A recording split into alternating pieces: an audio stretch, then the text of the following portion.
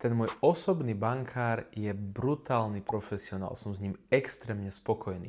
Bola veta, ktorú mi povedal dnes už môj klient. Keď sme sa teda pozreli na prácu toho profika, tak sme zistili, že klientovi uzatvoril životné poistenie so sporením. Ak by klient túto zmluvu platil celú dobu, na poplatkoch by zaplatil až 6300 eur.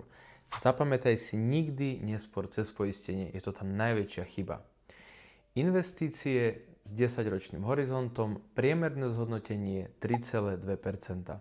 Len pre porovnanie stratégiu, ktorú nastavím ja mojim klientom, zarába v priemere takmer 10%. Druhý pilier, zmiešané fondy. Oproti indexom na dôchodku až o 140 000 eur menej. Kreditná karta, úrok 28%.